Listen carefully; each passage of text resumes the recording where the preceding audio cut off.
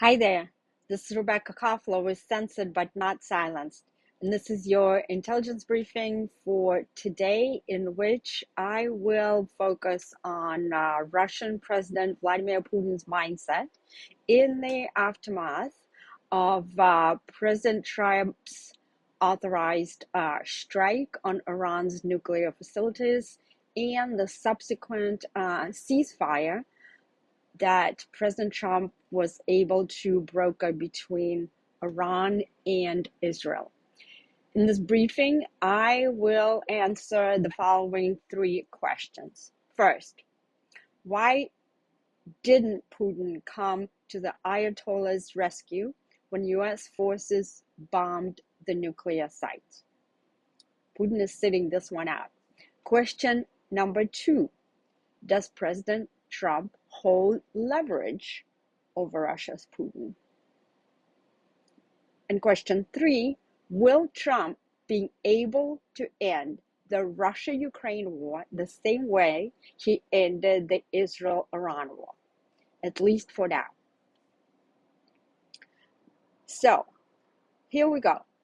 It almost has been a week since US forces struck Iranian nuclear facilities, and Russia is still sitting on the sidelines.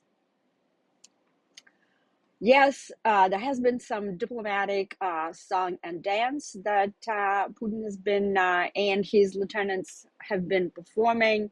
The strongly worded statements condemning the attack and promises of unspecified help to the Iranian people. But Putin has not announced at this time any deliveries of any specific military hardware to Iran. It is very significant. Why is that? It's because in January, Iran and Russia signed a 20-year so-called Comprehensive Strategic Partnership Treaty, which includes a military technical cooperation. Well, here's the rationale behind Putin's decision to not get involved. And Putin is very transactionally minded. He adheres to the realpolitik school of thought in international affairs, and he is a very rational man. Yes, he's brutal, he's authoritarian, he's a former KGB officer and all those things that you hear in Western media. But with all that, he is extremely calculating and highly intelligent. Well, here it comes. Putin actually has the relationship with all of the three parties to this conflict: Israel, Iran, and the United States. He has personal relationships with Netanyahu. He has a personal relationship with President Trump, and he has personal relationship with Iranian regime. Now, it doesn't mean that he's doing a favor to anyone, but here's the situation. He cannot really help the Iranians at this point, because there's actually the largest Russian diaspora, the largest Russian population living in Israel. The Russian expatriates represent between 17 to 20% of the total Israeli population. So these are the Jewish expatriates who lived during the Soviet times, their children, their grandchildren. Well, Putin is looking at that potential human capital pool, given the stagnating demographic situation in Russia. So he's kind of eyeing those people, hoping to lure them to eventually return to their homeland. And in fact, Putin has been the most pro-Israel Russian president ever. he has cultivated a very, very cordial relationship with Israel's Netanyahu, which was extremely positive until former President Joe Biden caused a rift between those two. So what unites Netanyahu and Putin is that they're both very realpolitik minded. They both view Islamic extremism as the top threat to global security. Not people know this, but Muslims are the fastest growing ethnicity and religion in Russia. In Moscow alone, there are approximately 2 million Muslims. It's the most Muslim, if you will, city in Europe. Moscow is, and the problem with that is that, and obviously we've got nothing against the Muslims. A lot of them are good people, but the types of Muslims that inhabit Russia, many of them are radicalized. It's because during the Soviet times, the any kind of religion was outlawed, right? Even Christianity, that is almost the official religion now in Russia, that was outlawed. It was when the Bolsheviks conducted their revolution and came to power, and the Soviet Union became an atheist state, religion was outlawed. Therefore, the religious Muslims who wanted to continue pursuing their religion and education in religion, they went to the Afghanistan, Pakistan region, and they got the very extremist version of Islam, and they came back and they started the radicalization process. This is why Putin brutally waged the war in Chechnya, 2 wars actually. Well, Netanyahu also believes in the same thing, that radical Islam is an existential threat. And so those two were working very well together. Netanyahu would come to Moscow for Putin's May 9th military parade, the celebration, Russian celebration of the victory in World War II. Netanyahu also got a lot of support from the Russian-speaking Israeli population that was very critical to his winning the elections and this sort of thing. But when President Joe Biden, former president, pressured Israel to provide military support to Ukraine, then Putin basically there was a fallout between Netanyahu and Putin. The relationship was ruined. So, but the fact remains that Putin does not want to prolong this war by giving tangible support, by delivering very specific warfighting capabilities to Iran so that more Russians in Israel would be killed. Okay? That is his decision calculus. Now, second question. Does President Trump hold leverage over Putin? Well, yes and no. President Trump does not hold a whole lot of leverage over Putin. Putin has a lot of cards, specifically in the Russia-Ukraine conflict, but Putin is concerned about angering Trump. In addition, that he doesn't want, the conflict to continue. That would kill a lot more Russians in the war between Israel and Iran, and 1 million dead Russians right now already as the result of the Russia-Ukraine war. So, but in addition to that, what Putin is concerned about is that President Trump would actually go ahead and authorize additional military support to Ukraine, the deliveries of additional long-range missiles that Ukrainians have used to actually target deep inside Russia. Putin does not want that. He has the ability to continue the war, but he doesn't want escalation. He doesn't want to have to use his nuclear card. He also has taken note, Putin that is, that Trump has not authorized secondary sanctions on Russia. It remains to be seen whether Trump will actually go ahead and do that, but at least for now, that is off the table, and Putin wants to keep it that way.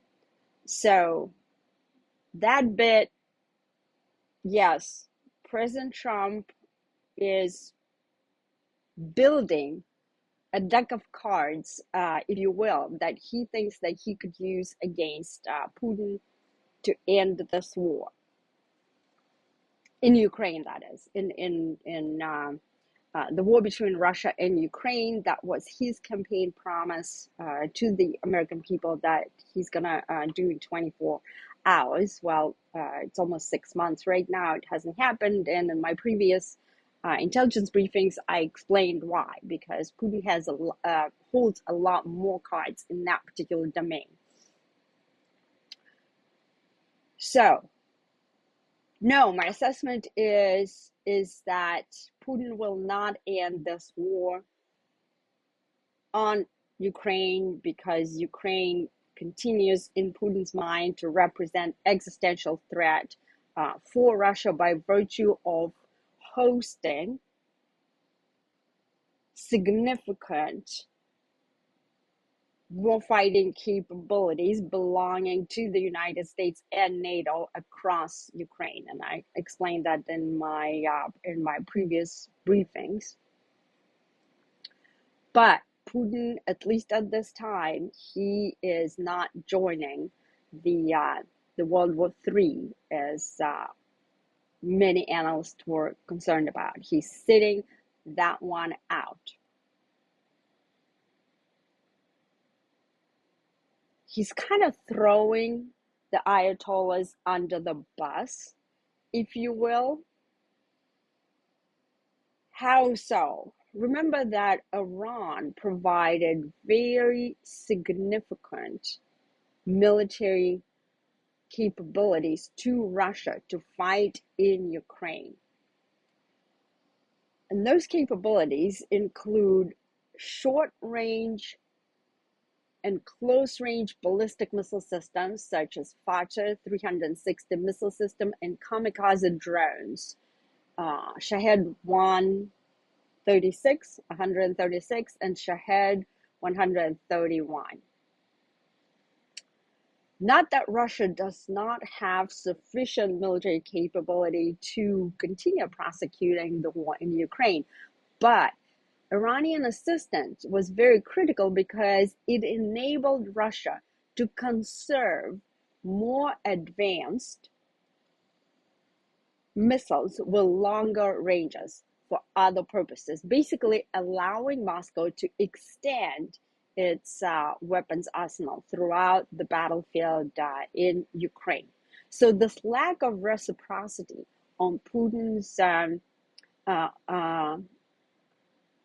on Putin's side to Iran just indicates that he's concerned. He's possibly gravely concerned about President Trump ratcheting up support to Ukraine.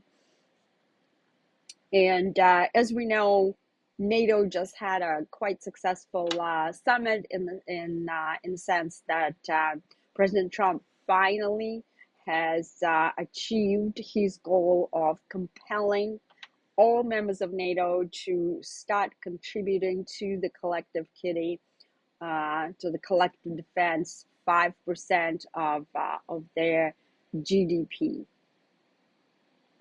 So where we are with Russia-Iran situation. So the diplomatic dance that is now going on includes Putin himself explaining just this past Monday during something that is called the St. Petersburg Economic Summit, why he did not try to deliver additional weapon systems to Iran.